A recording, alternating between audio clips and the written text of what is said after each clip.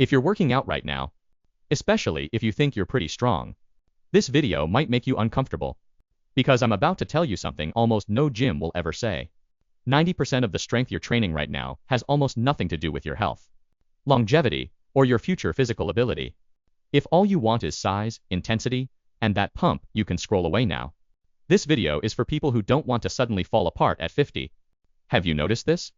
A lot of people look strong, but their lower back always hurts. Their knees ache from time to time. The moment they stop training, everything falls apart. When real physical work is needed, they fatigue faster. This is not a coincidence. Because what you've built isn't strength, it's performance under very specific conditions. And here's the harsh truth.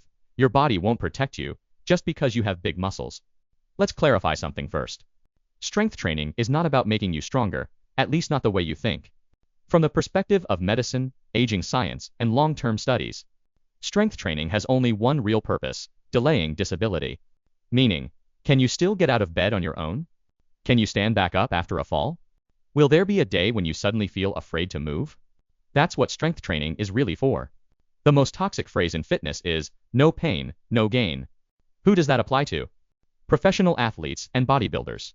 For normal people, it's slow self-destruction.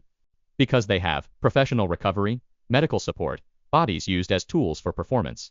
And what do you have? Long hours of sitting, poor sleep, chronic stress. If you train with extreme intensity, your body won't reward you.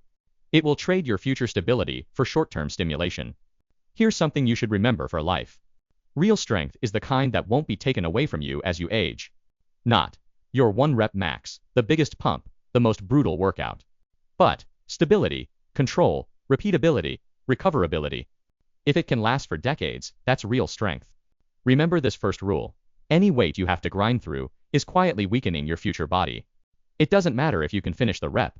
If you notice, holding your breath, joints losing alignment, your body shaking, your form breaking down, that weight isn't helping you. You're just gambling that nothing goes wrong. So what should normal people actually train?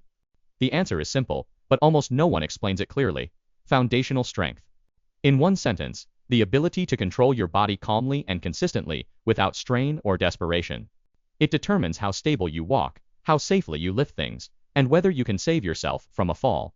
This is the most valuable kind of strength after midlife.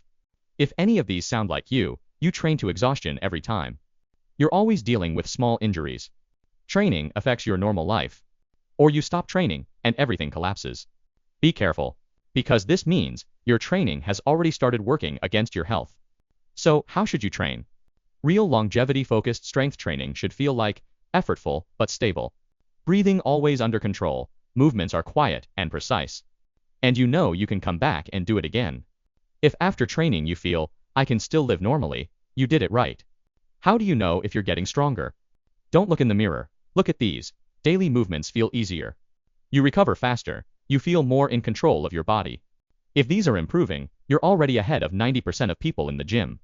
If you've made it this far and started questioning the idea that harder is always better, good.